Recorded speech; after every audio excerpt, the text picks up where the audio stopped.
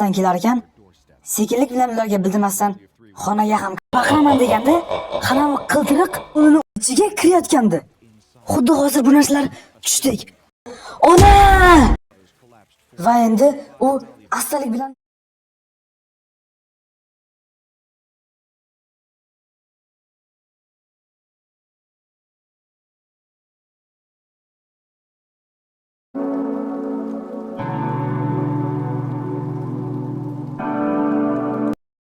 Odamlar, kanalga obuna bo'lib, like bosishni unutmang. Iltimos sizdan, hozir videoni stop qilib, obuna va like'ni bosib qo'ying. Axir siz uchun bu arzimagan ish-ku, lekin biz uchun juda katta motivatsiyadir. Unutmang. Kanalimizga obuna bo'ling va like bosing. Bu video Otabek tomonidan tarjima qilindi. xavf signali chaqnadi. Chiroqlar birdan yonib o'chardi. Kvartira majmuasida vahima boshlandi. Odamlar chaqqonlik bilan u yoqqa bu yoqqa yugurar, eshiklar ochilib yopilar. Qadamlar tovushi esa quloqni teshadigan darajada gumburlardi. 3 kishilik oila allaqayergadir ketardi. Onam qo'limni qattiq siqib olgan, otam esa qayoqqadir yo'l boshlardi. Otamning yelkasida og'ir yuk. Onam o'shanda "Qo'limni usla!" degan ovozni eslayman. Onam qo'limni juda qattiq siqqanidan qo'lim o'sha paytda juda og'rigan edi. Men esa nima qilishni bilmay jim ketaverardim. O'sha paytda olomonchida bir sirli odam qaqqayib turardi. U g'alati kiyingani bois olomon ichidan bemalol ajralib turardi. Ha, uni aniq eslayman. Qora ko'zoynagi bilan odamlarga sovuqona, badbashara yuzi bilan o'qrayib turardi. Bitta mendan tashqari hech kimga e'tibor bermasdi va shunda men Ona, ana u nega qotib turibdi?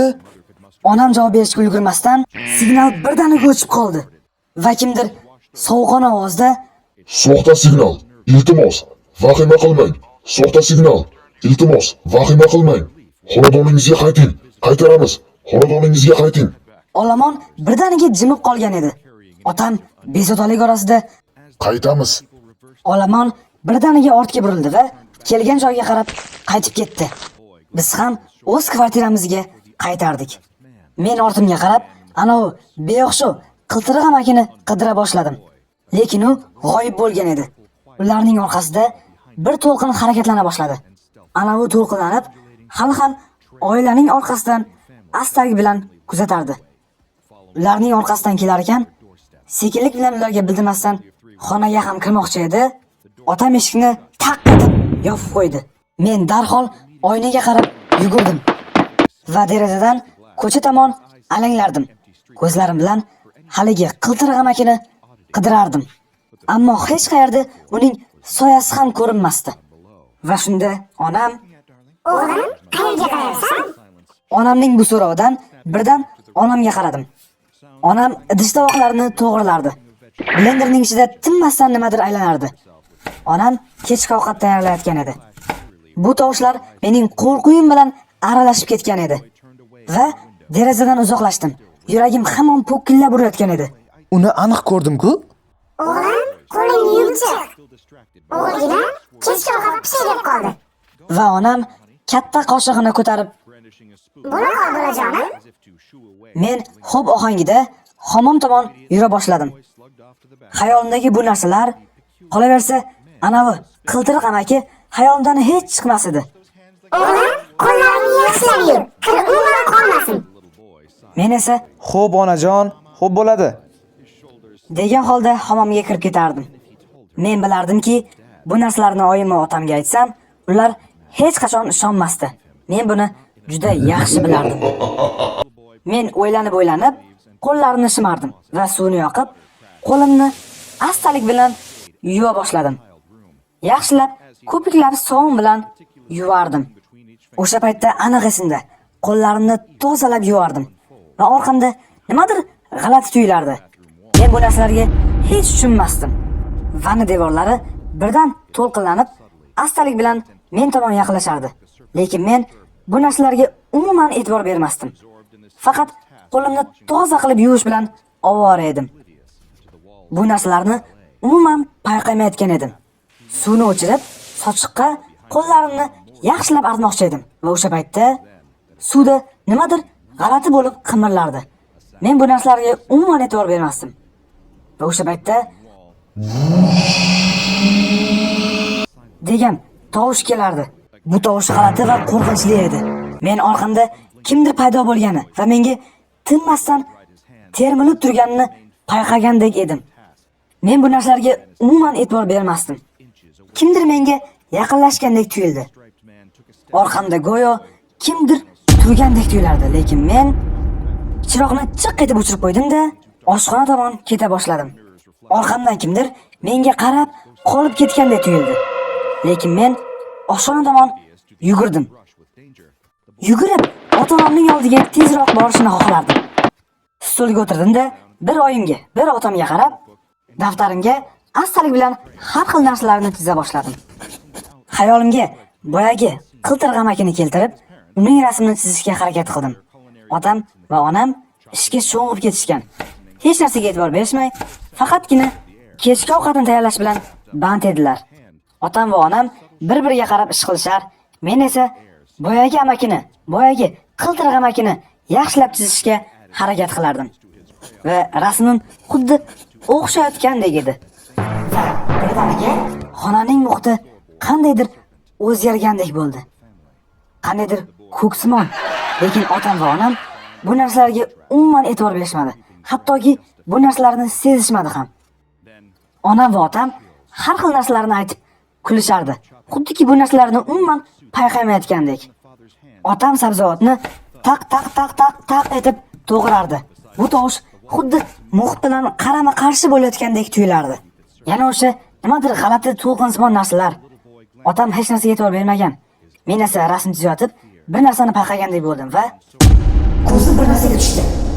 Qo'limdagi qalam birdan sinib ketdi. Devordagi narsa o'zidan-o'zi to'lqinsimon bo'lib aylanayotgan edi. Men bu narsalarni ko'rib, birdan shokka tushib qoldim.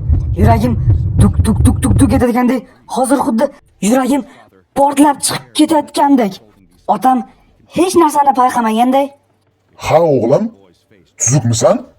deb so'ragani quloqimda haligacha shang'illaydi. Rasmdagi odam xuddi jonlanib qolgandek. Otam yana "Senga nima bo'ldi, bolam?" devordagi esa xuddi g'alati bo'lib aylanib ustimdan kulayotgandek tuyulardi. Va u haqiqatda bordi va menga haqiqatda tirjaygandek. Bu voqealar haqiqatda bo'layotgandek. Va men indamasdan otamning orqasiga ishora qildim. Otam esa jim orqaga o'girildi. U yerda haligi qiltirg'am aka, aniq o'sha turgandi. U beo'xshov qiliqlari bilan har xil qiliqlar qilib, otam xuddi ogohlantirish berib, endi baqiraman deganda, qanavi qiltiriq unini uzun yoyib, birdan otamning burni va og'zini mahkam kattagina qilib ochib qo'ydi. Bunday bo'lish umuman mumkin emas edi. Men hali ham shokda va birdan mening bu tovushim dunyoni larzaga soladigandek. Otamning ko'z o'ngimda bunday holati va ana u qiltiriq menga qarab g'alati ohangda jilmaydi va nahotki onam bu narsalarni payqamayapti. Onamning qo'ldagi hech qanday foyda bermaydigandek. Onam birdaniga Onamning ko'z o'ngida go'yo odam mumkin bo'lmagan holatlardek. Obunachilar, obuna bo'lib like bosishni unutmang. Bu kanal rivoji uchun juda muhim. Ishonasizmi? Haligi qiltiriq otamning ichiga kirayotgandi. Xuddi hozir bu narsalar tushdek. Qaniydi tush bo'lsa, ana u qiltiriq otamning haqiqatda ichiga kirayotgan edi. Kirayotib, qanaydir sariq narsa polga tomdi. Eng qizig'i, biz hali ham hech narsa qila olmasdik. Eng yomoni, anavi otamning tanasidan sekingina sirg'alib chiqayotgandi. Va endi u astalik bilan biz tomon yaqinlashdi. Men alanglab xonam tomon yugurib borayotganman, otamni, bir onamni. Orzuyim faqatgina xonamga kirib qulflanib olish edi. Ammo yo'q. Ona!